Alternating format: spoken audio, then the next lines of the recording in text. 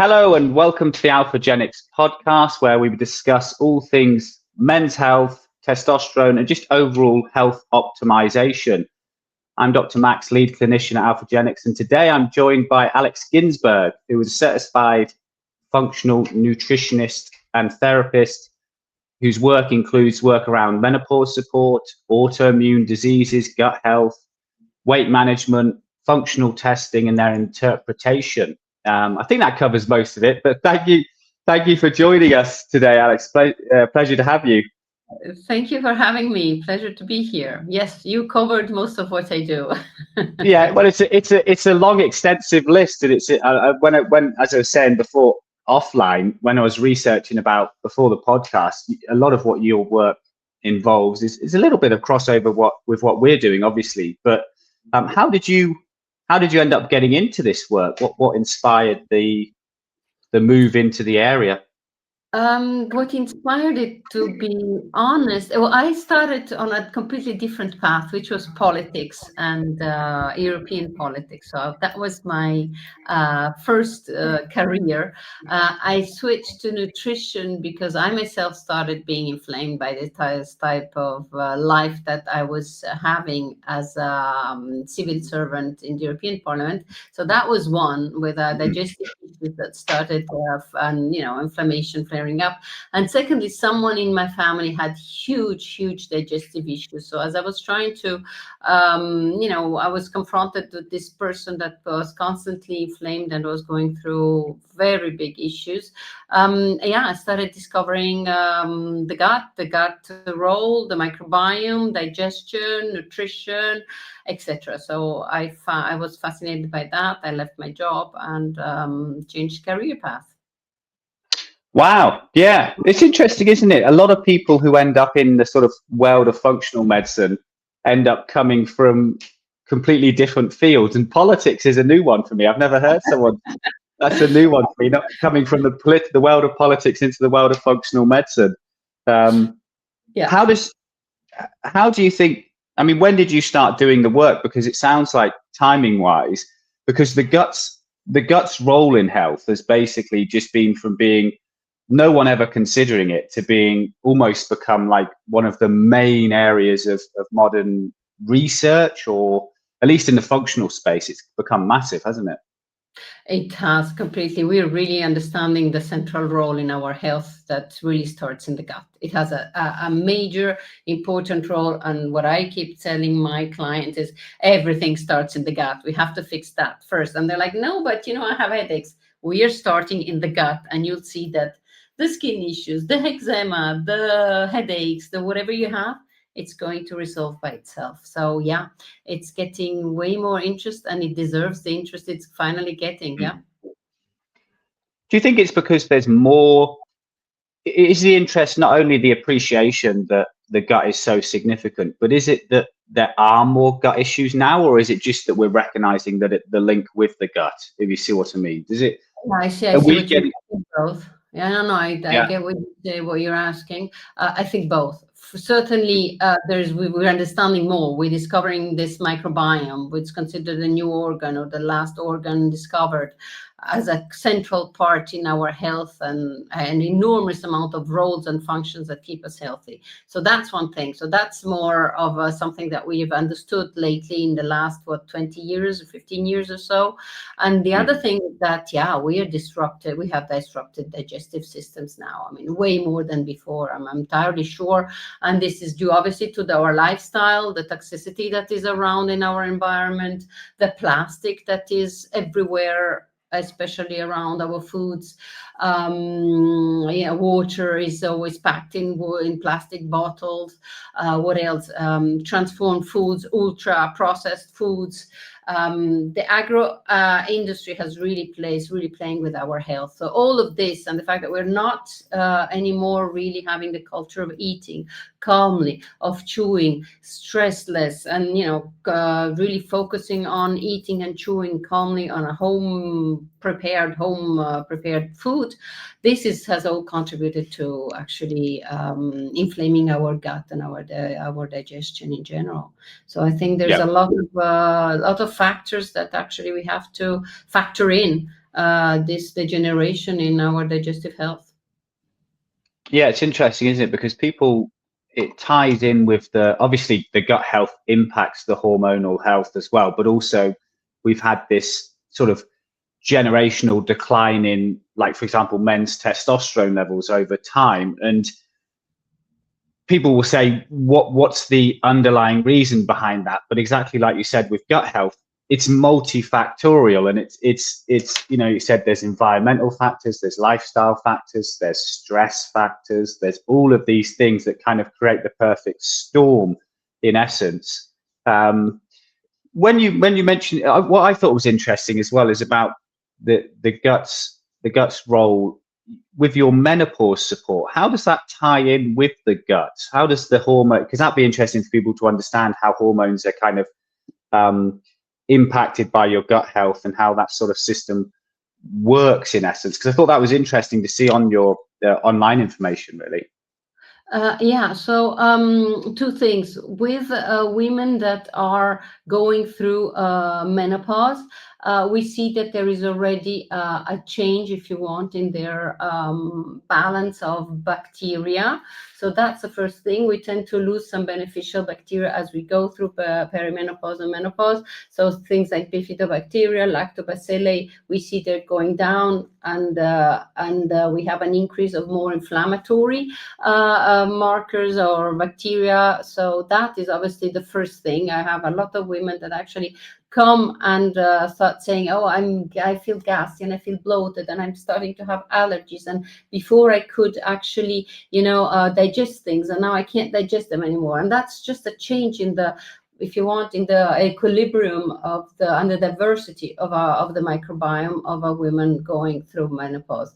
Now, there is also a very specific link with the microbiome and the hormonal balance, and that's the estrobolome. And the estrobolome is actually the collection of gut bacteria that are actually metabolizing, if you want, the estrogen and regulating. So they produce, this estrobolome produces, when it is in balance, it produces a correct amount of enzymes like beta-glucuronidase.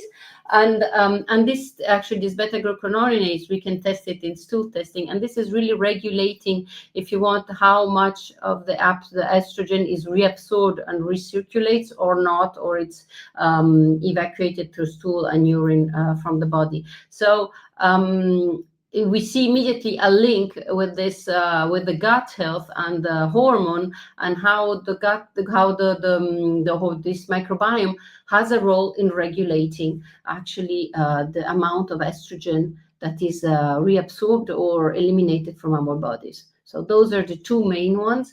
A third thing that is also indirectly linked to our gut health, and that impacts a lot menopausal women, is the liver health.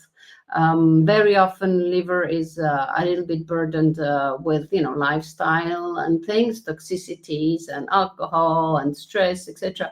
And on top of that, now we have to deactivate and expel again our hormones that are decreasing, and that's another burden. So when the gut is functioning well, also the liver is in harmony with the gut. And it's a little bit, like you said, a bit of a two-way street there as well, isn't it? So the hormonal shift in the woman affects the gut microbiome, and obviously the gut's health impacts how the body deals with the hormones. There's a lot of these systems in the body where it's kind of like a vicious two-way street almost, in terms of when things go wrong, it often kind of reinforces the negative cycle. How do you find, in terms of the sort of sticking on the female hormones there, how much of a positive or an influence can HRT be in terms of gut health? Is there a link there with improving that picture at all regarding HRT, or is it more like supplements, dietary changes, or is it a bit more individualized than that? I suppose it might be a bit more nuanced. I think HRT supports women with regard to their symptoms, because we are losing all these estrogens. We have estrogen receptors on all the cells, so we see immediate benefits, in women that are recovering from a brain fog situation, from hot flashes, from over, a dryness of the skin, of the mucosa, etc., to support the gut microbiome of a perimenopausal woman is certainly acting on her diet and supplementing with probiotics, prebiotics, and things like that. That has a bigger impact and a faster impact. Yeah. How does it tie into, because you mentioned a few times now as well, kind of the eczema out there, the autoimmune diseases. I don't think people probably realize how much the gut can actually lead to these ailments. How does it, just for people listening, how does it actually play a role in all of this? Because I don't think, although we're learning more about the gut, and I think people who have sort of delved into the world of health optimization are probably appreciative more of the gut's role. But just so people get the link between, how does the gut actually end up coming out on the skin? How does people end up presenting with joint issues from gut problems? There is a link that is not yet causality, but is correlation, we can say, between the gut health and an autoimmune situation or something that actually manifests in another organ. All our body systems are linked to the gut through specific axes. So we have the gut-lung axis, the gut-brain axis, the gut-skin axis. This indicates that there is a communication between the two systems. Now, if we want what triggers an autoimmune condition or a joint pain somewhere or a headache or an eczema or something is what we call a leakiness in the gut. So when we have in the gut our microbiome, right, which is this huge population of microorganisms, they are in balance, if we want, in an ideal world where there is no inflammation. So with evenness and diversity, and which is meaning that they need to be sufficiently diverse, but they shouldn't be one population overwhelming the other one. So there should be a certain balance.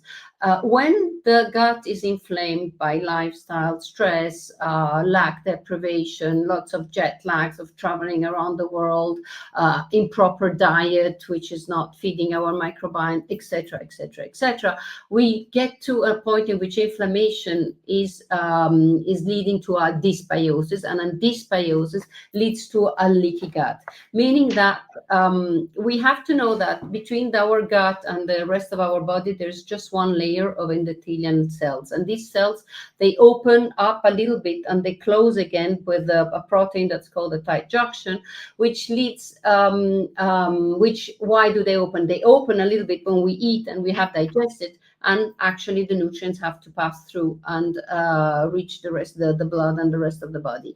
So when we have a leakiness of the gut, these proteins, they don't close anymore very well in between our meals. They are just not so tight anymore, and there's leakiness that can happen, meaning that non-digested particles or toxins or metabolites that should not leak through, they actually leak through, because if you want, the doors are they're open. They just don't open and close when we have digested food. They just are a little bit open all the time. So things leak through.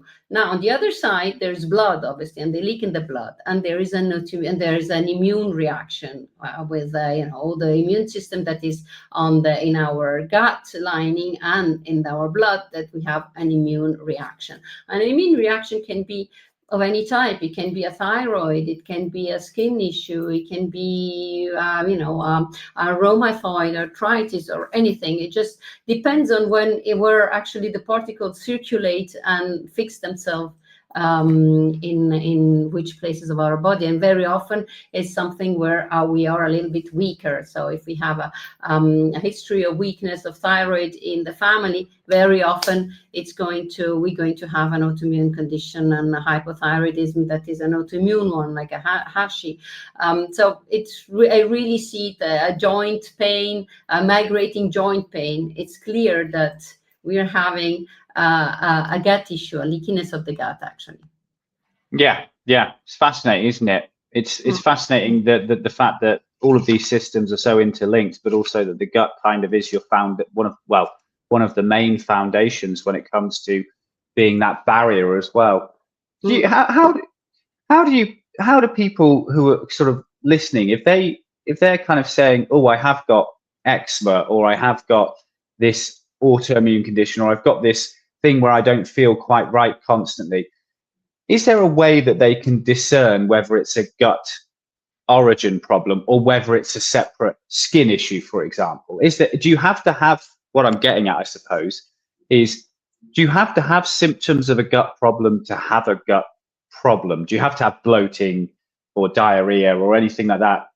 Or can it be more subtle than that, where you can have external signs without actually the gut symptoms themselves? It can be a little more subtle sometimes. Very often they also have digestive issues, which is really quite easy to make the link. But it can be subtle, yeah. And that's why also people don't necessarily make the link and need to be told. We can be eating inflammatory foods that we digest badly for various bio-individual reasons and not realize it and keep going like this, yeah. So it doesn't necessarily manifest as a digestive issue, no. But when you have this kind of thing, recurrent headaches or eczema and things like that, it's nice and interesting to go back to the gut, check if there's something that is being initiated there or not. Yes, yeah. People often talk about, as well, I was just thinking then, what people ask me about as well in my job is they talk about parasites a lot.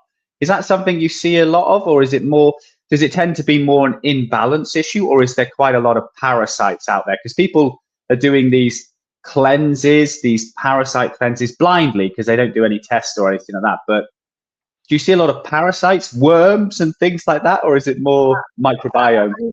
I see them, but they're actually pretty hard to get them on a test. Apparently, I've followed a conference last week, and the presenter was saying that we all have parasites. I mean, there's no even discussion about it, and they don't appear as much as they should on a tool test, which was a little bit surprising to me. I do have had clients with Giardia and things like that. Yeah, absolutely. Mm-hmm. And antimicrobials, and you do a series of antimicrobials and everything. But it's it is quite hard to get rid of them. I tend to refer them to doctors to be able that, maybe an antibiotic course or something more radical should be put in place. But we can get rid of them with antimicrobial. It's just that it's way longer, and clients tend to be really a little bit hysterical and scared at the idea. And so they want to go for the fast route and the more drastic approach, which has its benefits and obviously its downsides to our microbiome. But apparently we all have plenty of parasites in our bodies. Yeah, we just don't find out. Yeah, most of us just don't realize. So that is the dilemma with the gut, isn't it? So if you find a pathogen as such, then how often do you end up, so let's say there's lots of one bad bacteria in there. Mm-hmm. How often is it appropriate to use antibiotics when we know that antibiotics also disrupt your microbiome? So there's always that weighing up the pros and cons of what to do, isn't it? It can be quite a difficult one to manage. Completely. I mean, I'm completely, unless there's a question of life and death, there's an infection going on and we really need the antibiotics, I'm not in favor of antibiotics. That's being here and working with the microbiome, that is only the answer that you can have from me. Because antibiotics disrupt our microbiome. Now, clinical studies have shown that the microbiome kind of tends to grow back to what it was, but there's still a loss of certain species and some that are not. So the diversity is reduced now. It grows back because we kill up to 90% with a antibiotic series, but so 90% grows back, but not all of it is like it was. So there are some strains that are lost in the process. So imagine when one has a few, rounds of antibiotics regularly, what the microbiome looks like at the end. Obviously will be depleted and dysbiotic, etc. Now there are situations in which the antibiotic, I can understand it, of course, apart from life or death matter. When somebody has, again, a pathogen or an H. pylori, we've tried antimicrobials, we've tried other things, there's dangers of an ulcer or something, we want to get it out really fast and really quickly. And so an antibiotic is absolutely, understandable, and it can be the solution.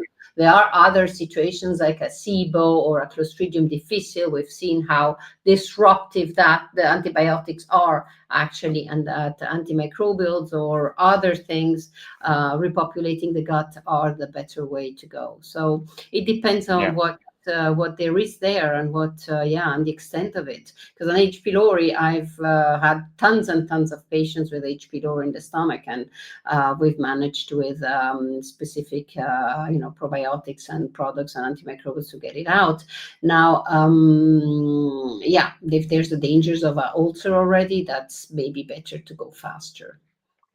Yeah. It's always about weighing up the pros and cons, I suppose, isn't it? Like a lot of things in medicine, it's kind of, how much do you think that that's contributed to the gut issues? Because you mentioned there about how if people take antibiotics, the evidence is that generally a lot of the microbiome will recover. But I'm sure you know of people, and I know when I was in general practice, people who were either on constant antibiotics for like recurring urine infections, or a septic joint, they had to take antibiotics for months on end, or even kids with recurring tonsillitis, or all of these. There's a lot of people out there who are probably on at least 4, 5, 6 courses of antibiotics every year. Maybe they've got COPD, so they get chest infections all the time. So do we suspect, and kids getting them a lot as well? I suppose 50 years ago, children wouldn't necessarily have got loads of antibiotic courses, but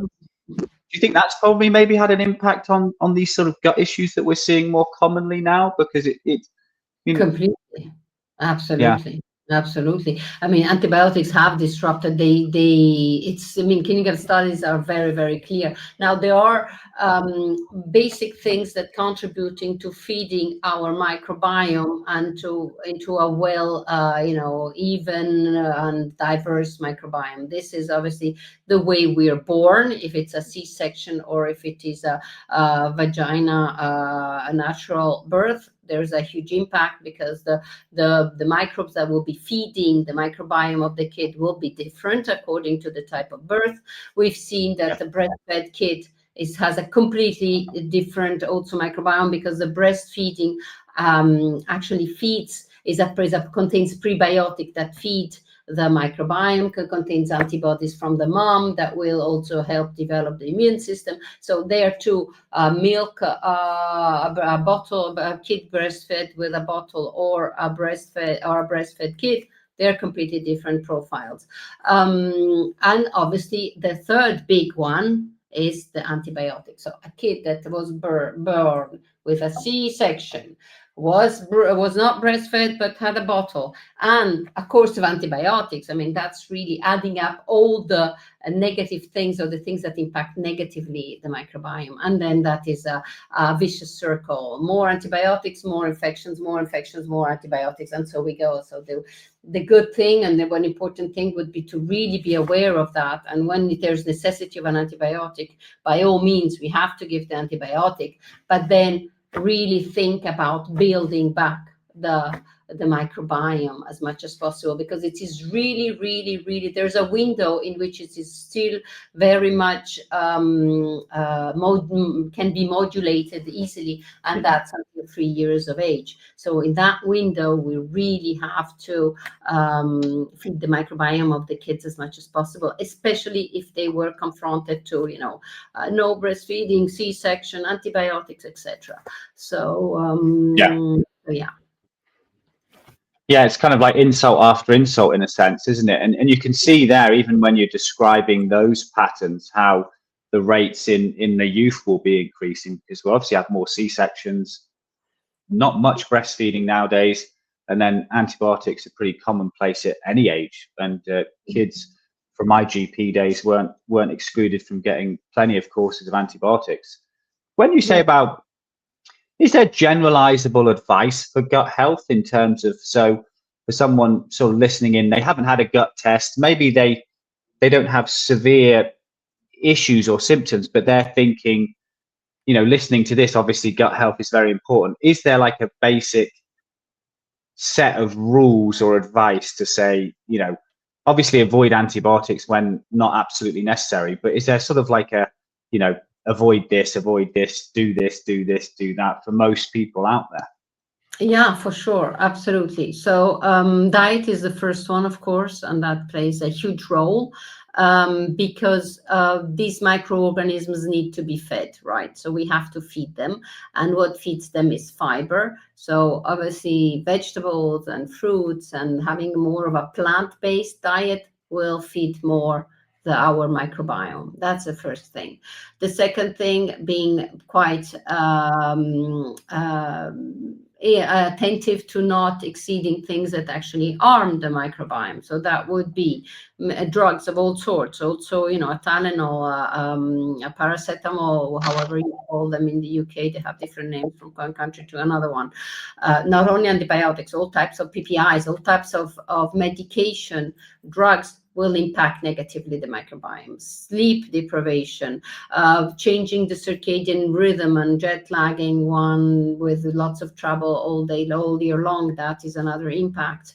Alcohol, of course, all types of drugs and smokes and things that you smoke and all those kind of things impact the microbiome. Stress impacts the microbiome. So ultra processed foods and emulsifiers and food preservatives and colorants and all those things. So the rule is very easy. And also actually one that is very important and that actually came out mainly with COVID is the cleaning too much. And, you know, this over sanitization of the environment also kills the microbiome. So the rule would be to have a plant-based diet, to be out in nature, hug trees, garden, eat the produce from nature, cook them at home, eat mindfully and not too stressed, sleep. So going back to the lifestyles, I always tell my clients, think at your great-grandparents or grandparents according to their generation. And yeah, to ask yourself, were they eating that? Were they doing that? Were they not doing that? And that's kind of a very easy rule of thumb for decide what to eat, how to eat it, how to prepare it, and to what it will expose oneself or not. So yeah, it's actually modern life, as easy as that. It reminds me of a term that a friend of mine who's a men's health coach says. He says, "Do what your grandma told you to do." So it's kind of like the old school living. Yeah. What about meat? What about meat then? Because you mentioned plant-based. Is it just about getting enough fiber and getting your fruit and your vegetables in? And it's not necessarily that meat's bad. Is it more that you're missing fiber? Because I'm thinking here, because a lot of people ask me about the carnivore diet as well. So is the carnivore diet like to you, like you know, not the one to go for, considering it is so potentially low fiber? No. I am a carnivore. I love meat. I am not a vegetarian or a vegan. Meat has its role. Now, red meat impacts the microbiome. They're not huge friends. So we have to play to be attentive there. But now going completely vegan or vegetarian, not touch meat products, I'm not so much in favor either. I think there's a good balance that we should find, because we need the protein. We need the proteins. I mean, proteins are our building blocks also to repair the mucosa. So we need the amino acids here. And I have a lot of menopausal women. I want them to have their, their right amount of grams of protein per day. And eliminating meat is a little bit of a challenge, especially if they have a dysbiotic gut, because then they cannot digest so well fiber. Because there's the downside of not having a correct gut or a diverse microbiome is that then certain things become very hard to digest. So taking out the meat and not being able to digest properly vegetable proteins that means that they're not getting any protein anymore or not enough. So that's not completely correct. So ideally, white meat, lean meats are better than red meats for sure. And now without, exaggerating in quantities, but not taking them out completely, because it's meat is not something that will nourish your microbiome, but we need it still. We need the protein, yeah. What about full-blown carnivore diets? Obviously, that's become very popular over the last few years, where people just eat meat, eggs. Well, then you have a nice amount of certain amino acids and choline, but then you're missing out on, mineral, vitamins, and the prebiotic, the fiber that feeds your microbiome. Yeah, and it's really not. I'm not in favor of any exaggeration on any side, because we need a diverse diet. So now, if we have certain considerations which are absolutely correct with regards to environment, to sustainability, to animal protection, etc., I completely understand it. It's just that I see a lot of people that are in either an age group where they really need protein, and on top of that, they have the digestive issues that prevent them from having enough vegetable protein. So mindful of that, I always advise them to keep some, chicken, turkey, white meats mainly, and once in a while a red meat. And then there is meat and meat. If it's a grass-fed meat or it's a processed sausage, it's not exactly the same thing either. So that too, good quality, absolutely. That's number one for sure. Yeah, because I speak to a lot of people in this space, obviously in different areas of health. So whether it's hormonal health, whether it's exercise, strength coaches, whether it's like nutrition, and it does end up coming back to sort of similar points. It's kind of get enough protein, plenty of fruit, vegetables, like you said, manage your sleep, all of those kind of foundations, but maybe don't go to the extremes of either end of the options. It's kind of, and what almost everybody tells me unanimously, and this is kind of what I say to my patients and things, is really one of the main things is to avoid the processed rubbish, really, isn't it? It seems like that is, if you have a whole food diet in terms of your weight, in terms of your health, your gut, it does tend to be one of the biggest levers to pull, because it changes so many aspects of your health, because you're now cooking foods, you're now not picking up a snack when you're out and about, so you're probably eating less calories overall. You're probably eating more protein. It's all of these things, and I tend to say to people, I don't tend to go on the extremes, but I just say number one is minimize processed food intake, and that seems to be quite a big major positive step for a lot of people.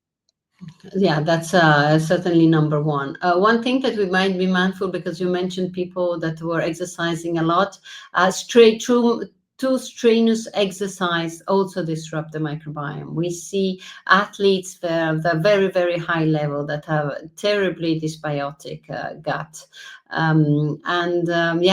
They don't like to hear it.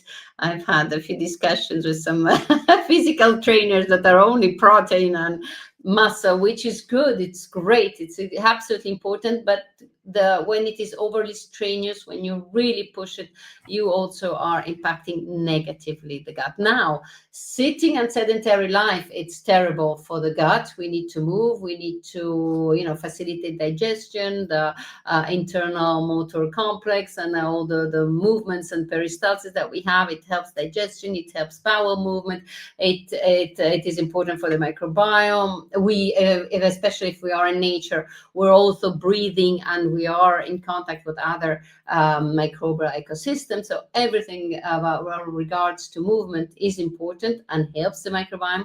It just doesn't have to be over a certain limit, because then that disrupts the gut too. Yeah. So, yeah.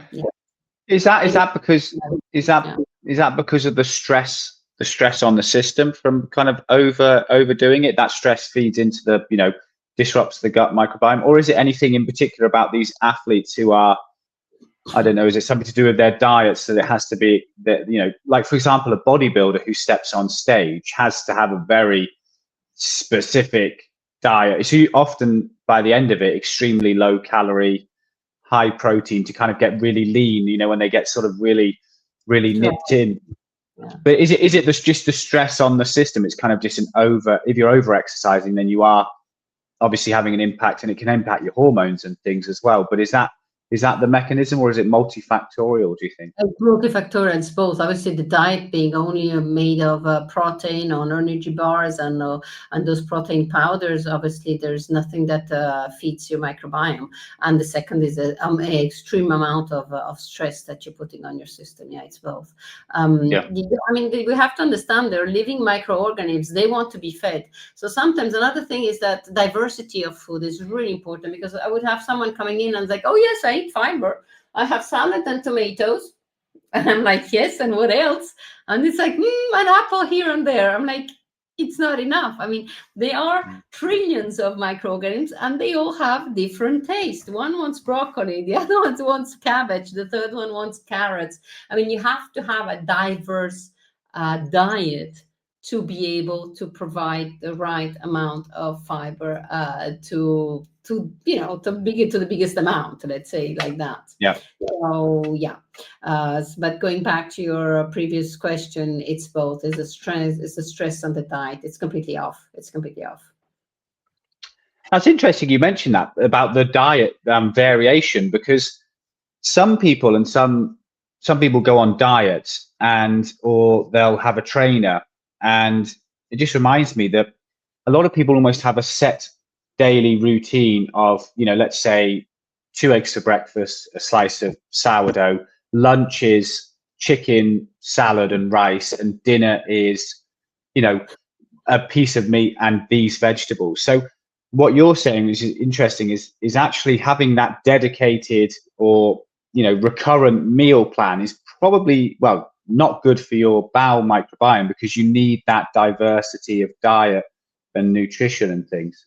Absolutely. That's interesting, because that would fit into a lot of people's kind of regimes. When people, again, are trying to get fit, they're trying to get very lean, they're trying to look good for maybe their holiday, then often the easiest thing for them to do is, because they know the amount of calories, is they stick to an exact routine of, this amount of rice, this amount of bread, or this amount.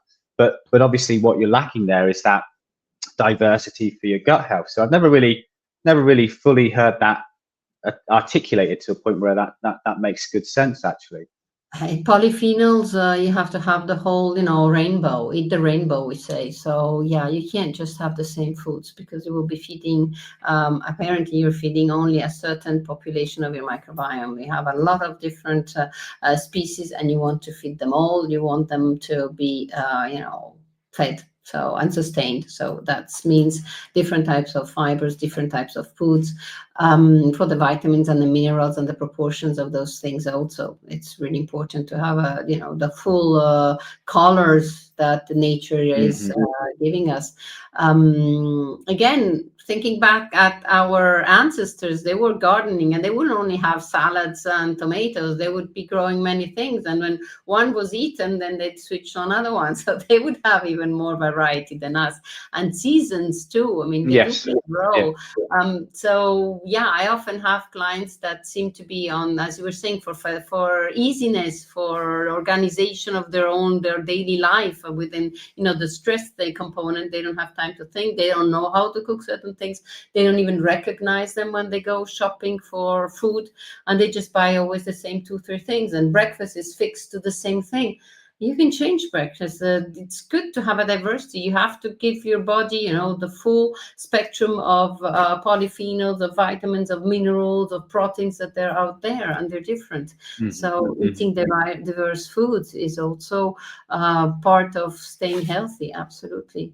You were mentioning calories. I don't want to touch on the athletic part of it, the diet of someone that's really training, etc., because then calculating the macros, etc., is very important.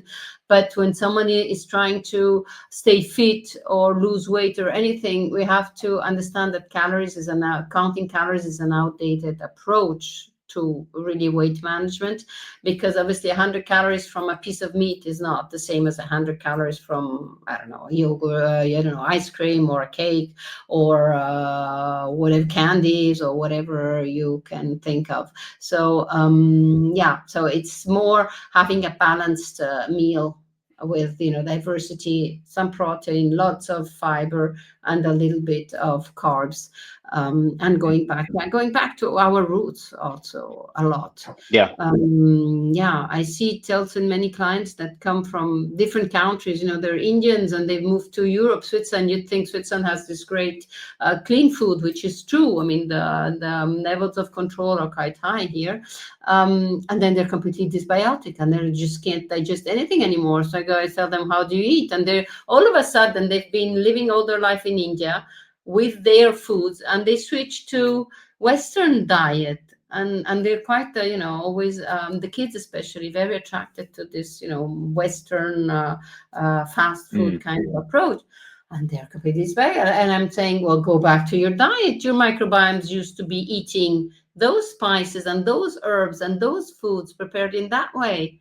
And then the magic operates, because we have different, profiles of microbes, and we've been feeding them differently. You can't just switch from one diet to another one either. So everything is a balance, and going back to our roots, to me, is really one of the biggest advice we can give. Lastly, before I let you go, I have to ask this to a functional nutritionist with good knowledge of the gut microbiome. What about gluten and dairy then? Because these are the two hot topics of gut health, and obviously I'll let you kind of dive into it, because it's certainly it's like one of those hot topics online always, isn't it? It is. I would say it depends. It depends on a lot of things. Your genetic profile. Do you have a SNP that makes you more into, having more of a risk to being tolerant to gluten or lactose? That's already one. The second thing is it depends also on the type of gluten that we're eating, the way it's processed or not processed. We know that all this issue with gluten is not so much maybe gluten or whey, but it's actually the way modern whey is being grown now, and how it's being transformed into bread or whatever type of product that we have we're buying. So when you go back again to an old type of whey and wheat, and when you go back to the traditional way of growing this wheat, then you have people that were celiac before that are not even celiac anymore. We have clinical studies in the southern of Italy where they've given old wheat, so the original wheat or ancient wheat, maybe it's more appropriate to call it ancient wheat in English, to celiac people, and they were fine. They were really not, they could digest it without any issues. So it depends, because it depends on the quality of the thing that you're eating, and how your microbiome, again, and the diversity and the health of your microbiome is. If you're dysbiotic and you're eating pre-packed bread, of course, I'm saying no gluten, please take it out. If you are mindful and maybe preparing the bread at home and you have a good balanced gut, I'm fine with gluten. If you have an autoimmune condition like Hashimoto, we've seen that there's a mimicry between the gliadin, so the protein of gluten, and the tissue of the thyroid. So it's better to be off gluten. So honestly, it depends. I don't want to be very drastic and say no gluten absolutely, but it is true that it is inflammatory to a lot of people. And very often when we want to bring down inflammation and we want to rebalance digestion, one of the first steps is to at least suspend gluten to calm down inflammation, rebuild the microbiome,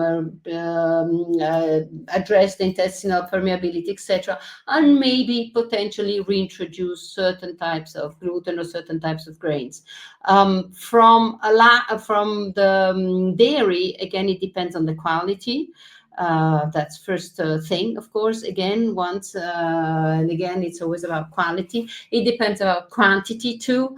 And then, is it lactose? Is it casein? Will it be casein A? Is it casein B? Because you have goat cheese or sheep and cows. So there we have a lot of differences. And I don't want to say yes or no, but it is inflammatory in most of people. So again, if we have to work on a permeability or an inflammation, it's better to suspend it and to be mindful to have, maybe casein B from goat and sheep that is less inflammatory, or to suspend completely and to reintegrate it maybe a little bit later on.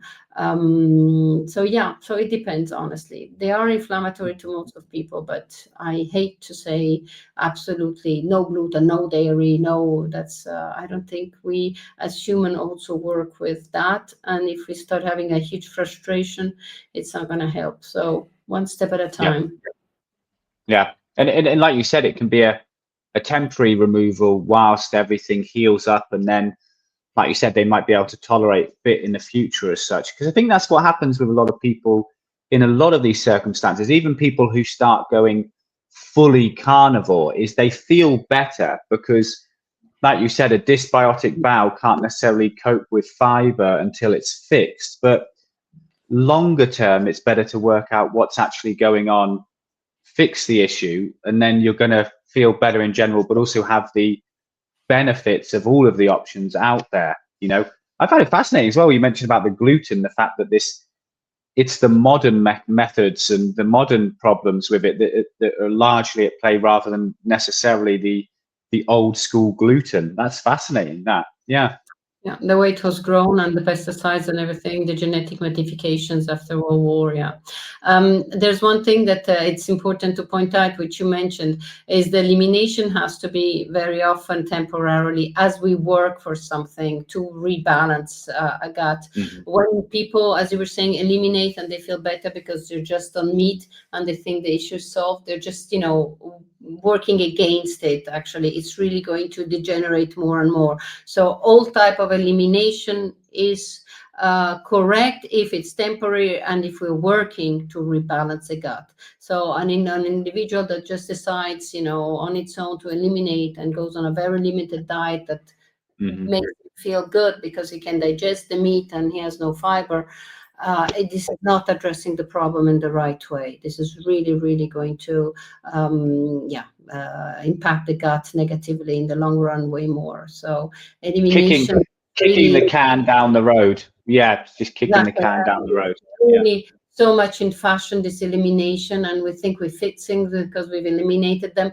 You might fix if you eliminate gluten, and gluten was inflammatory, but you don't fix it if you eliminate, all your fibers, and you don't have that anymore in your diet, and you're just feeding yourself on meat. That's not a way to eliminate. And so the rule is not forever, very often, and work as we work on balancing the gut again.